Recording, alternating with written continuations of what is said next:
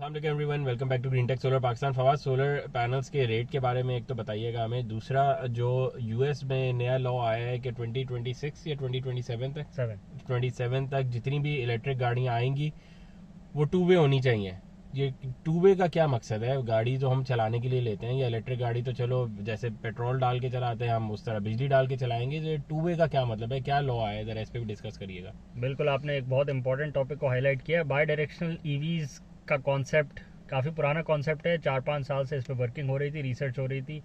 Smart grid पे बहुत research हो रही है। पाकिस्तान में ऐसा कुछ भी नहीं हो रहा। पाकिस्तान में जो हमारी ग्रिड है वही बैठी हुई है, और हम उसी को मेंटेन कर लें, स्टेबलाइज कर लें तो बड़ी गनीमत है। तो स्मार्ट ग्रिड का कॉन्सेप्ट है, ग्लोबली बहुत रिसर्च हो रही है, और उसी का एक ऑफ शूट, उसी का एक कॉम्पोनेंट ये है कि ईवीज, इलेक्ट्रिक व्हीकल्स को यूज़ किया जाए और ग्रिड को स्टेबलाइज करने के लिए उसको यूज़ किया जाए। पीक आवर्स में जो ईवीज़ के अंदर, इलेक्ट्रिक व्हीकल के अंदर जो बैटरी बैंक होता है, उसमें आपने जो बैटरी स्टोर करी हुई होती है, जिस भी टाइम पे आपने स्टोर करी हो, अगर आपने डे टाइम पे सोलर के थ्रू उसमें बैटरी चार्ज कर ली है, तो फ़र्ज़ करें पीक आवर में आपके पास ये ऑप्शन होना चाहिए कि अगर आप अपनी बैटरी बैंक जो गाड़ी के अंदर लगा हुआ है उससे आप ग्रिड को सेल कर सकें उस बिजली को।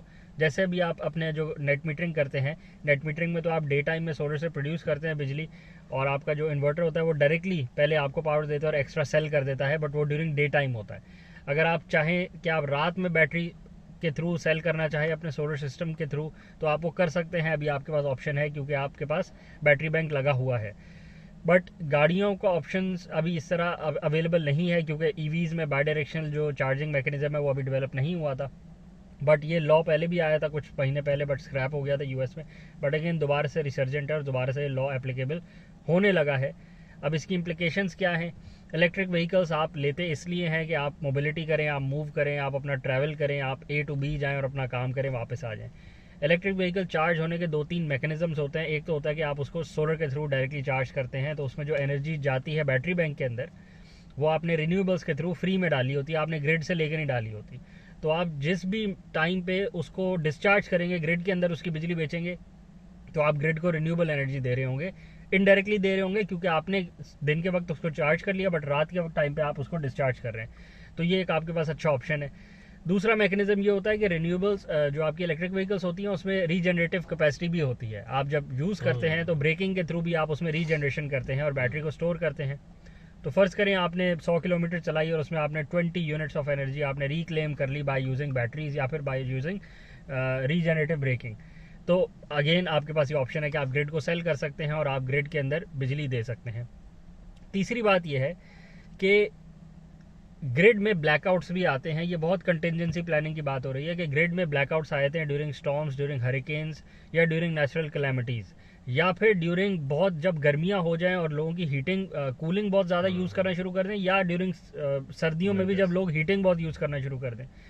तो अब ऐसी सिचुएशंस में जब ग्रिड में ब्लैकआउट आने का चांस हो, तो फिर ग्रिड इंस्टेंटली क्लेम नहीं कर सकती पावर को किसी भी सोर्स के through. Grid instantly generators on नहीं कर पाती। वो सिर्फ पाकिस्तान का मसला नहीं है, ग्लोबल यही इशू है। तो इंस्टेंटली अगर आपने ग्रिड को स्टेबलाइज करना है तो फिर आपके पास एक ही ऑप्शन होता है कि आपके पास बैटरी बैंक्स हो जो इंस्टेंटली एज अ बफर काम करते हैं। तो बजाय इसके कि सेंट्रल बैंक्स बनाए जाएं, सेंट्रल बैंक्स की अपनी यूटिलिटी है, सेंट्रल बैंक्स बहुत अच्छे होते हैं और सेंट्रल बैंक्स का बहुत बड़ा यूज़ केस है।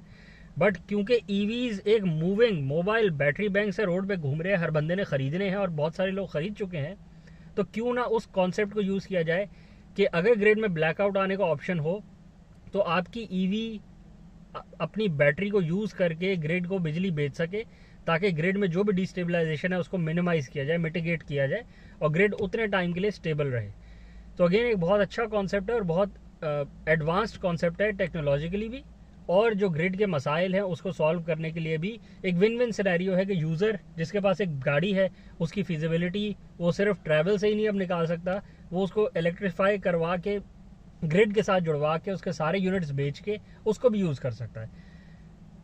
सबसे बड़ा कॉन्सेप्ट इसमें यह है, सबसे बड़ा जो लेसन है वो ये है कि जो हमारा कॉन्सेप्ट है पाकिस्तान में कि जी बैटरी तो बड़ा ख़र्चा है, बैटरी तो बड़ा बेकार कॉन्सेप्ट है, और बैटरी लगाने का मकसद ये है कि हम हर 1 साल बाद, 2 साल बाद, 4 साल बाद बैटरी को रिप्लेस कर रहे होंगे और हमारा दिवालिया निकल जाएगा।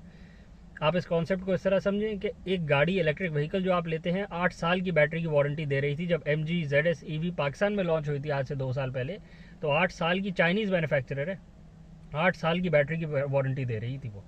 और अब जो नई बैटरीज आ रही हैं वो 8 साल से भी ऊपर की वारंटी दे रही हैं। वजह क्योंकि बैटरी की लाइफ है इतनी, और बैटरी की जब लाइफ इतनी है और आपने उसको उसके साथ जो आपने BMS लगाए हुए हैं, आपने उसको जिस तरह कंट्रोल किया हुआ है, तो आप उसकी लाइफ ले सकते हैं। अगर आप उसको अब्यूज़ करेंगे, हाई करंट डिस्चार्ज करेंगे, हाई करंट चार्ज करेंगे, उसको हीट करवा देंगे, कूलिंग मैकेनिज्म ही नहीं लगाएंगे उसके अंदर, सेल्स उसके फूल जाएंगे सारे, आप उसका डिज़ाइन सही नहीं करेंगे, तो अगेन बहुत अच्छी चीज़ भी ले लें, रोल्स रॉयस ले लें और यहाँ खड्डों में चलाने शुरू कर दें, तो वो रोल्स रॉयस तबाह हो जाएगी और वो आपकी फटीचर बन जाएगी, टूट जाएगी, वो इस मकसद के लिए नहीं बनी। तो अगेन आप सही से यूज़ नहीं करेंगे, आप सही से डिज़ाइन नहीं करेंगे और सही से चीज़ को लगाएंगे नहीं, तो फिर मकसद जो कसूर है वो उस प्रोडक्ट का नहीं है, वो कसूर उस यूज़र का है कि जिसने उस चीज़ को अब्यूज़ किया है।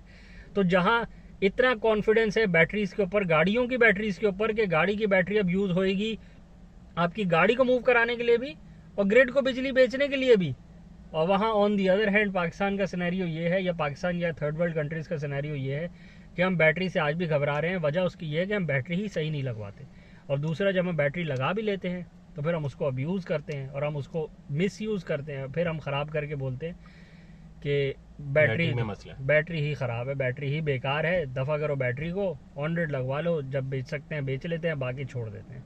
तो अगेन किसी को नुकसान नहीं पड़ता, दुनिया कहीं से कहीं चली जाएगी, हम यहीं के यहीं रह जाएंगे। अच्छा, रेट्स की बात कर लें तो रेट्स इस टाइम पे आने वाले दिनों में इंशाल्लाह 1 से 2 हफ्ते में और बेहतर दिखेंगे आपको, और कम भी होंगे इंशाल्लाह।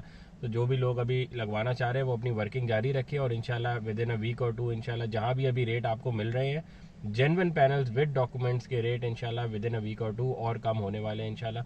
तो ये भी आप लोगों के लिए गुड न्यूज़ ही है। तो अपने जो जिन ने सिस्टम लगाना है वो बस रेडी रहे, जैसी रेट्स बेहतर होते तो उस वक्त इंशाल्लाह लेना शुरू कर सकते हैं। बाकी सारी वर्किंग करके रखें, बाकी सारे कंपोनेंट्स पे वर्किंग करें, उसकी इंस्टॉलेशंस करके रखें। पैनल्स की जो एक्विजिशन है उसमें आप थोड़ा सा डिले करें ताकि वो प्राइसिंग नॉर्मलाइज होएगी ही तो आपको फायदा होएगा। बिल्कुल बिल्कुल। वीडियो को रैप अप करें, चैनल को लाइक करें, सब्सक्राइब करें, ज़्यादा शेयर करें। Thank you.